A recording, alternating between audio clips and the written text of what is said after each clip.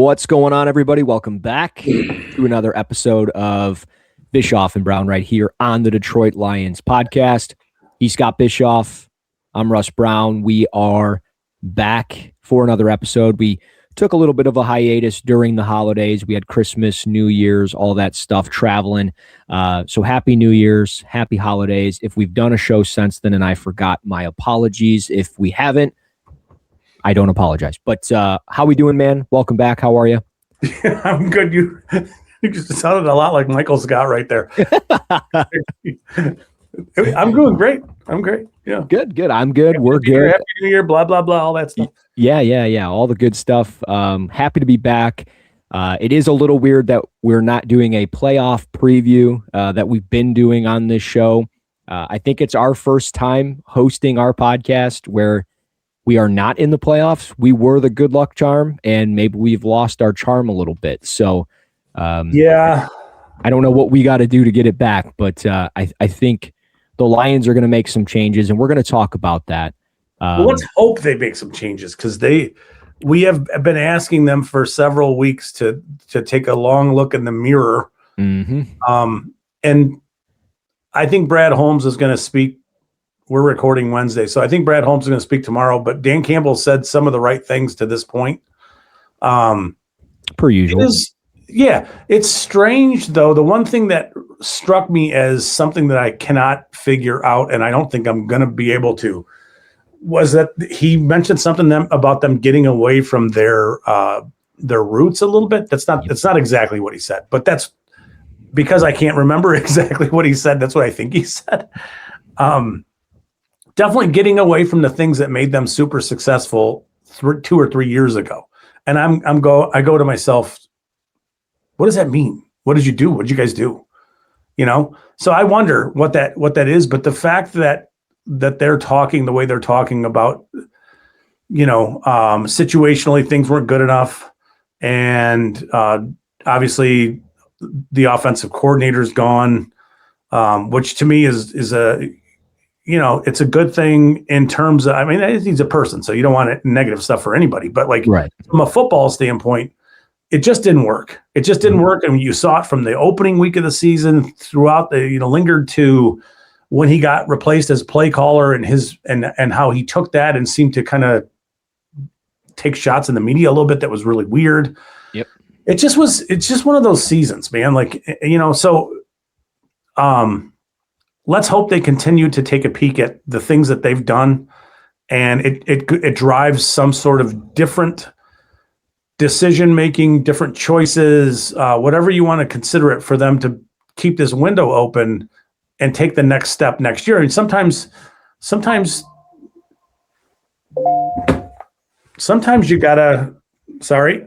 Sometimes you gotta take things the way they are, and right now it's a shit sandwich. It just is what it is. Yeah. I think that the changes that they're making are going to be evident. And we've kind of hinted at this throughout weeks of the podcast and, throughout probably the last 2 months of some changes and some guys that I think are on the hot seat. And one of them, they made that announcement yesterday that they were firing offensive coordinator John Morton. There was a thought that he would, and I know the audience probably knows this, but there was a thought that he could come back in some type of support staff role or maybe coach a position group. Maybe that is tight ends because Tyler Roll was leaving to go to Iowa State to be the OC. Obviously, that's not going to happen. John Morton is done. And I was going to start with the Bears, but I like that we're starting here. We're going to kind of go in reverse because I think it sets up exactly how I want to end the show with the NFL draft conversation that we'll have briefly. But I think the outlook for the Lions is an interesting thing that we need to do on this show probably a couple different times throughout this portion of the offseason, but also looking at just how the offense was and reading between the lines. Because to your point, there was a press conference from Dan Campbell, and he mentioned, getting back to the roots. He didn't necessarily say that, but I got the same message you did. I was like, he's talking about getting back to who they are. And I think I've talked about that. You've talked about that on this show that, even if you look against the Bears, for example, there was 2 trips specifically in back-to-back drives that they got to the red zone. They got to the 10-yard line and they ran 3 straight pass plays. Yep. Next drive, 3 straight pass plays. And that's not them. And I don't know if that's influence of John Morton. I don't know if that's influence of Scotty Montgomery or Tashard Choice or Hank Fraley or whoever. But I think there are going to be some changes. And I think, one being Hank Fraley, not going to be the run game coordinator. I would be surprised if he keeps that role, but maybe they do keep it and just say, hey, this was a learning curve for you. And you got to get better. But at the same time, like John Morton and some of the things that he was doing, I just felt like he was a wedge in the locker room. I really do. And that's the body language and the language, like just reading people. Like even when I was talking with Amon-Ra in the summer, and I've mentioned this, just reading his tone and things. And maybe I'm off base, but I just felt like he was not a fan of John Morton. And I feel like other players were not a fan of John Morton. And you hear him in week 7 or whatever it was, and he's not taking any blame. He says schematics are fine. It's on the players to execute. The offensive line has got to get better. And then you see interviews with Graham Glasgow, and he's like, yeah, whatever, like type of deal. And it's one of those things where it's like you are rubbing your offensive line the wrong way. You're rubbing your head coach the wrong way. And I think that's the sense that I got from Dan during his presser to close out the season the other day on Monday. And, he wouldn't say what changes were coming and he would need some time to think about it, but he didn't need much time to make this change. And John Morton is gone, and they are opening up their offensive coordinator search. And they brought in David Blau last night, who is a part of the Washington Commanders on their offensive staff. And he was blocked from any interview last year with the Commanders. Yeah. And I think for good reason. I think a lot of people know in the NFL circles that there's a potential offensive coordinator head coach coming with David Blau, and that time could be now. One thing I will say is I saw something from an athletic writer for the Commanders. I don't remember the person's name, so my fault on that. But he had mentioned that on the flight back from the Commanders beating the Lions last year, he spoke to Dan Quinn, and Dan Quinn was all smiles when talking about David Blau. And he thought it was really telling, and he said, Dan Quinn had said, in the next 5 years, we're going to be talking about him as an offensive coordinator. So I think it's really interesting on David Blau getting a look. But ultimately, the Lions' outlook at offensive coordinator and really the team overall, is there anything in specific that you're looking for with David Blau, or just ultimately the team and the direction that they're going to be going this offseason? Because they got a lot of decisions to make, from the roster to the coaching staff. Like, is Deshae Townsend safe? Is Hank Fraley safe? What changes do you think they're going to make this thing right? I know we don't know, but in your estimation, in your guesstimation, if you will. So I think that in the end, and we'll get a little. I'm sure we'll get into that a little more in a minute. But yeah. I think there's the injuries and some of the personnel just caught up to them in some ways that they just couldn't recover from. So when I think about Fraley, I think Fraley's a really good coach, but if we think about Fraley having losing Ragnow, yeah, right, drafting a rookie who you gave a couple days at center to, and then pushed him into the right guard position. And there's a learning curve. There's some growing that had to be done there for him to really become what you would consider, like a replacement level guard. I'm not saying that he was bad, but in the beginning of the season, I don't think he played well at all. Yeah. So you had Glasgow, who had taken a pretty significant step back physically, health wise, and obviously dude's a warrior, giving you everything he's got, but limited. And a rookie who, by his own admission, didn't play great to start the season, was kind of swimming, finished much stronger, but, in the beginning kind of struggled with some things. You lose Mahogany.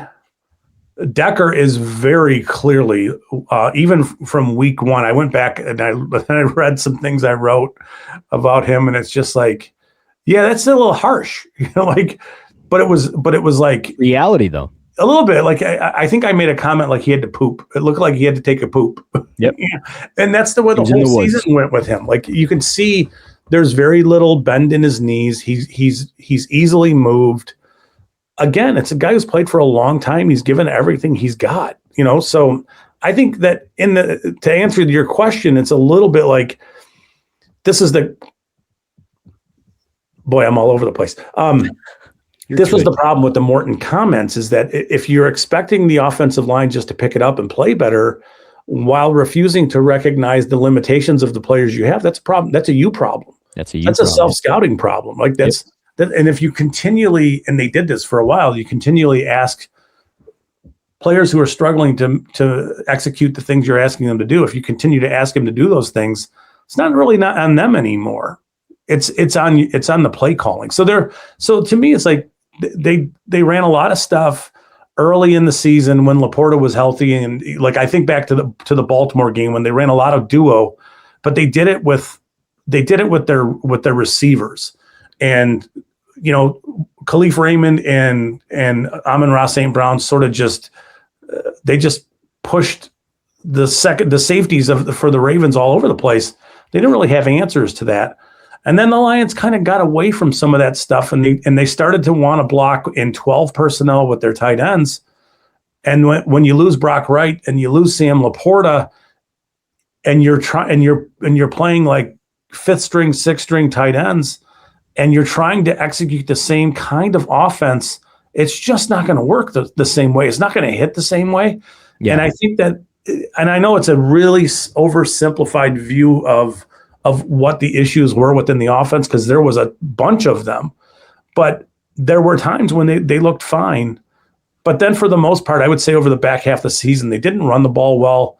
Even the Giants game that they won with the big walk-off run in overtime, they didn't run the ball well that day. Yeah. They didn't. They got the huge run in overtime, but still, so I think that in some ways the limitations of losing the tight ends, and I know, we're going to do draft stuff and we're going to be talking about blocking tight ends, and you people, that's so condescending. All you guys are just going to have to tolerate it, because it's really important for them to be able to block 100% people. They need tight ends who can block. They just do. And they need multiples of those guys. So when I look at the offense, I think the structure in and around a lot of what they have is okay. It's just the problem, and I'm curious about what you think about this, and I'm going to shut up after I say this. The problem with the coordinator is that, generally speaking, we are all going to take a leap. It's a leap of faith with whoever it is that they choose to hire, because this person will likely have not called plays before.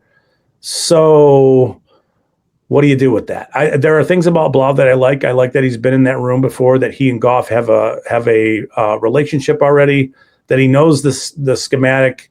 He knows the terminology. He knows a lot of the things that they're already doing. So I like that kind of stuff, but that doesn't mean I know anything about him as a play caller or any of that stuff. So it is a leap of faith. And that's going to be kind of the problem going forward, is that the offensive coordinator thinks a leap of faith. We're probably going to get into draft and after free agency, and it's going to be a leap of faith to assume that some of the things that they might have in-house are going to work that we just don't know about. What do you think? I'm with you on a lot of what you're saying. And I think, what they do at OC, to me, it matters to an extent, but it really only matters, like if you get a first-time play caller or a first-time OC, are they actually going to be calling plays, or are they going to be more so like analyzing and putting together a script, whether it be a run game or a passing game or everything in total? And is it going to still be Dan Campbell calling plays for maybe this upcoming season to maybe help, like, let's say, a David Blau and ease his way into that role so he can see?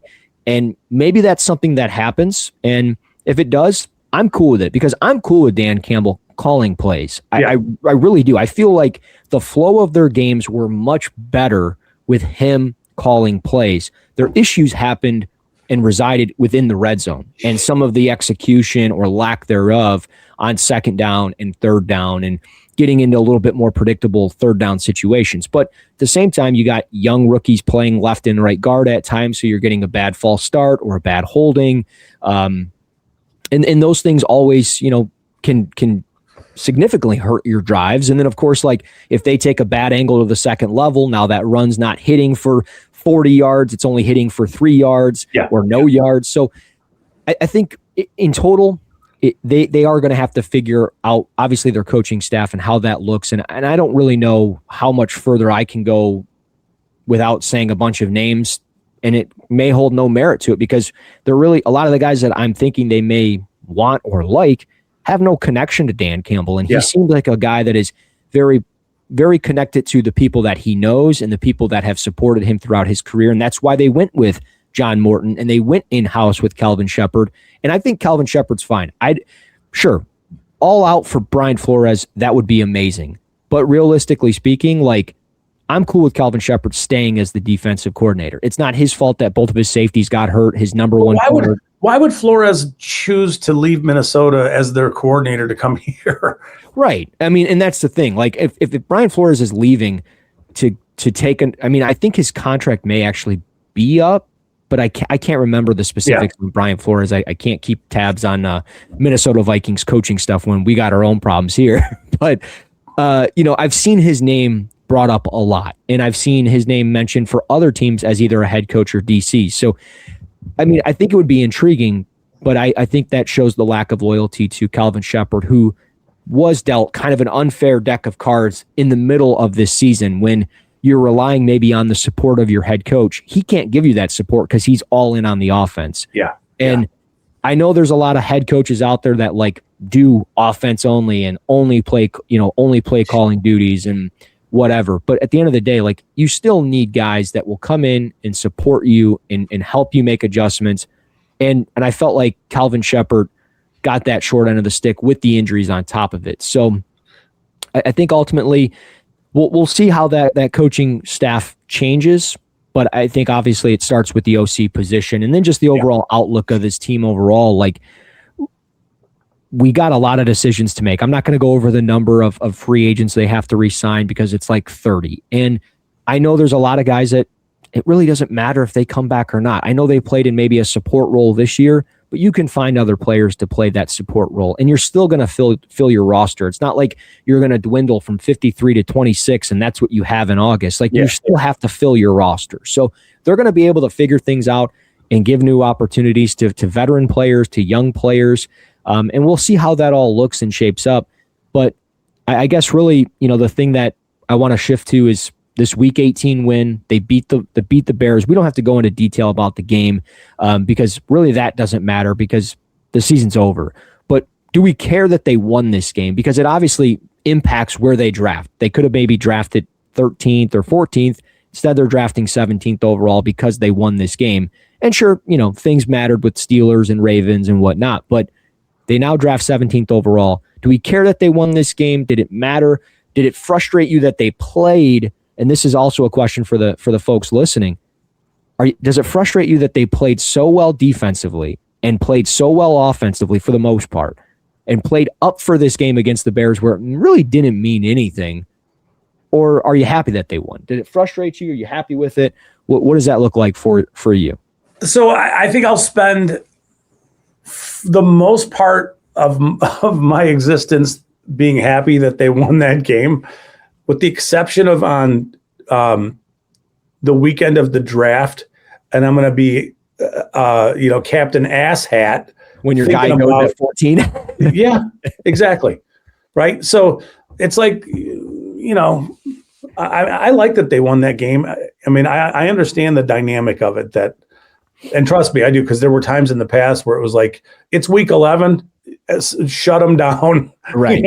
But like, I think for the Lions and for that situation, for them to at least have what feels like good vibes in the locker room for, to end the season, knowing that they beat the Bears, that they beat Ben Johnson, didn't change anything because they still got the 2 seed and, the Lions are done for the season, that kind of stuff. But I do think it was good. The game was it was an interesting game. It seemed to me, I don't have great numbers on it, but it seemed like the Lions did some very different things on defense than what the Bears anticipated. I like that kind of stuff. Like you Yeah. have to be creative, and that's going to be the thing with the Lions and however they deploy their defense going forward. You know, if you're not going to be able to generate a ton of pass rush, then you probably shouldn't play such heavy man concepts. Mm-hmm. And if you're able to play a little bit more zone and surprise some quarterbacks with things that they very clearly surprised, I think the Bears were a little rattled on offense at what the Lions were doing in the first half. It's good stuff, right? So we'll see. But what did it bother you that they won? No, not at all. I was all for it. I was not fully invested in the game like I have been all year long, because I knew that the game didn't matter, and I haven't even posted any clips from the game yet. I'll get to it, but I just haven't gotten to it yet. But I'm happy with it because you end on that high note, and it's one of those things where you potentially can build towards this. You got some young guys opportunities to play. Meanwhile, if you went out with the veteran guys that you had, which you did, but you had those veteran guys stepped up and they led and they showed what they did to play through, whether it be an injury or get prepared for that week. And they showed them kind of what the standard is of being here, regardless if you are a playoff team or not. And I think that matters that like Amon-Ra played, because there's a lot of teams out there where they're number one. I mean, hell, look at it. Yeah. I know they're not playing for anything. They're already in the playoffs, but look at the Packers. They backed their way in the playoffs. They lost 4 in a row. They look horrendous. Their starters aren't playing. And like, that's different here. And I think that's the benefit of Dan Campbell and some of the guys that they can build on, and the pillars of their team from St. Brown, Hutch, and all that stuff. So I personally love that they won. It doesn't bother me that they did, and it doesn't bother me that they picked 17th or 13th or whatever the case may be, because realistically, that pick, it matters right now because we don't know what this roster is going to look like. But when we get through free agency and potential trades and things like that, it might not matter at all, because your team might be way better in 2-3 months than it is right now. And you might be picking a little bit for luxury at 17. The odds of that are slim, but you never know. Well, you never know. You never know. I think it's going to be really interesting. I'm excited to get into draft content with you, as we always do. I'm excited to dive into some of the players and positions, and that's going to lead me to like the end of the show, as far as what direction we're going with the draft cycle. And really my main question to you, what 2 positions are you most excited to scout in the 2026 NFL draft for the Detroit Lions? Tackle's always a fun evaluation. Yep. It means more because to me, it's early January, but I don't know how looking at their roster and their situations that you look at the Taylor Decker scenario and you think that you can just push that down the road another year. Like, I don't know how you do that. Like, you can't. Right. So, and I would imagine that Dan Campbell's comments about learning some things around Ragnow's retirement should drive our information as far as, are they really going to play that game? Or are they going to take a tackle? And hey, if Decker returns and he's good to go and he gives you a good year, that's cool. But this is your in-house replacement for that guy. You don't anticipate drafting at 17 overall next year. You just in 2 drafts, you just don't. So the tackle position is going to be one where we're going to be looking for a player at 17. I really think that. That doesn't mean I have any idea whether it's going to be a right tackle or a left tackle. No clue. There's a bunch of ways that they could go about that process. But to answer your question, I think right now, I think defensive end and tackle are going to be the positions that intrigue me the most, just because of what their roster makeup is. But there are other positions that I think are important, but the players that you might be able to get a little bit later in the draft. And I know you're gonna hit on one of those positions. Go ahead. Yeah, I mean, for me, the two positions that I'm most excited for are offensive tackle and tight end. I think those are the two biggest needs for this team. I know people are going to say you're wrong, the defense, this, and that. And if I had to take my pick for short-term replacement versus long-term replacement, short-term, I can find, I think, a couple of veteran pass rushers, maybe a veteran safety, maybe another linebacker if Anzalone isn't coming back. And even then, I still feel confident in Campbell, Rodriguez, and Barnes.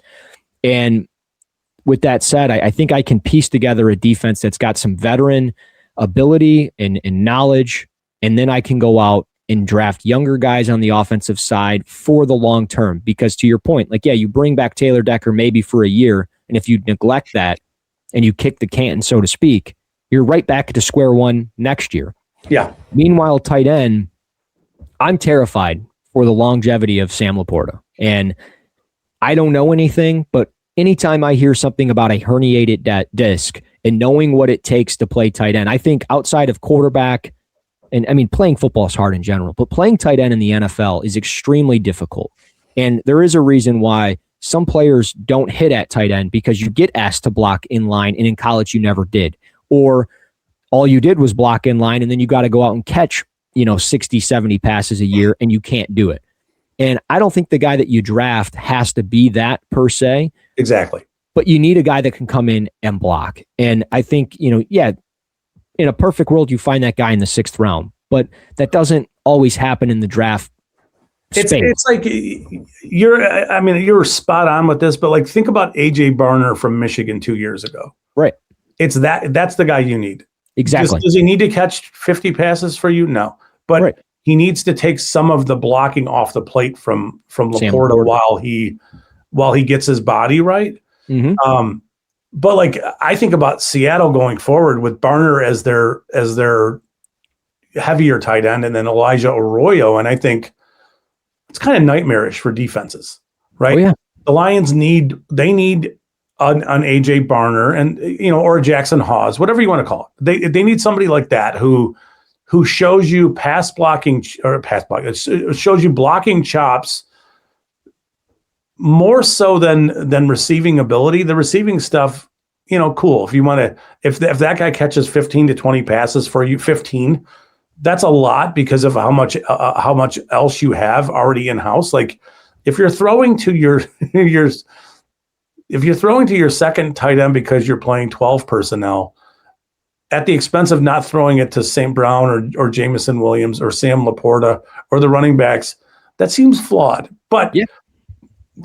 I do believe that the Lions offense really fell apart when they lost the ability to execute their system running 12 personnel. Yep. So I think when you get into rounds 4, 5, and 6, tight end is an absolute must. It's a must draft position. It's not a position where I think you want to go out in free agency and find one. If you want to do that inexpensively, that's fine, because it doesn't need to be a pass catcher. Right. But I like the idea of not paying, a bunch of money to a tight end who you're going to ask to block, but it's a really important thing for them to do. It really is. Yep. No, I agree 100%. Like, you could go out and spend the money for a veteran tight end, but if you overspend, now you're kind of limiting your pocketbook for potentially paying Sam Laporta. And while that may not matter because he may not be right ever again, who knows? I mean, I hope so. With technology today, you're hoping he's good for the next 7 or 8 years, but you just never know how it's going to play out. But you're absolutely right. Like, the significant drop-off that they had off the edge with their blocking was very noticeable, and it showed. And it showed when they lost Brock Wright and Sam Laporta. And even Brock Wright wasn't really 100% spot on with his blocks this year, and he had a drop off. The drop off was so significant. That's why I think that exact point is why I think they really became inconsistent, is because even as sort of mid-level replacement, Brock Wright was, like, as a blocker, like, he's fine, he's okay. Yeah. When you went from him to the next guy down, it just was unmanageable for them. They just couldn't recover from it. Yeah.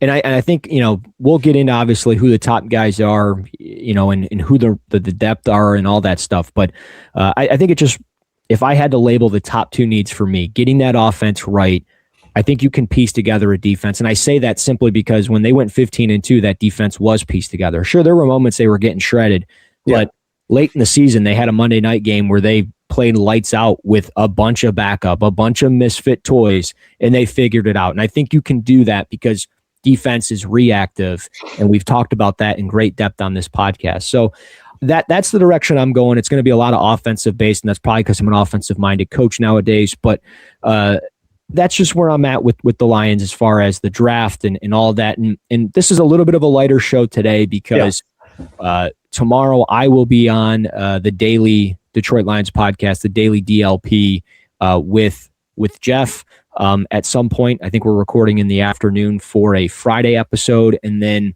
we're also doing a roundtable. Me, you, Jeff, Michael Gray, Chris. We're going to be doing kind of like a season end recap, season look, off season look forward type of deal. It'll be live here on the Detroit Lions podcast. Actually, that will probably already happen before this is even uploaded. So yes, we'll see. I'll try to shoot to get this out on Thursday morning, but it might end up being a Friday morning type of deal. You also have news. You have news for the fine people at home, right? And we need to support you on this one. So share it. Yeah. So I really didn't want to do this because this isn't about me or anything like that, but you keep pushing me to do it. So here we go. So announcement is that I'm going to be starting my own Substack. Substack is just basically like an online blog where you can kind of do whatever you want, write about fishing, hunting, what you name it. For me, the NFL draft is what I'm extremely passionate about. It's where this all started, this whole journey for me 15 years ago in 2010. I've gone through, a couple different places, not very many, probably 2 or 3 different places over the last, I don't know, 8 or 9 years now. And I've come to kind of the mindset of I need to not have somebody tell me what I'm going to be doing when it comes to the draft. And I can't, be the one that's picking up the scrap pieces when I should be picking up some of the lead pieces. And that's what it boils down to for me is I feel very confident in my ability to be able to dissect the draft, break down the players and talk about it. And that's how our paths crossed. And, we did some stuff on Woodward Sports many years ago, and we had a lot of success, and it's carried over to this podcast. And for myself personally, it's carried over into a weekly Tuesday radio spot that I do in California every single week. It leads to, me jumping on WJR a couple times a week and every draft season with Anthony Bellino and Lomas Brown. And it's just, the draft is what I'm very passionate about. So it's going to be called the Draft Report. There will be film breakdowns between the NFL and college football. Of course, there will be NFL draft content. All the NFL draft prospects that I watch will be on there. Their prospect rankings, big boards, mock drafts, draft guides, you name it.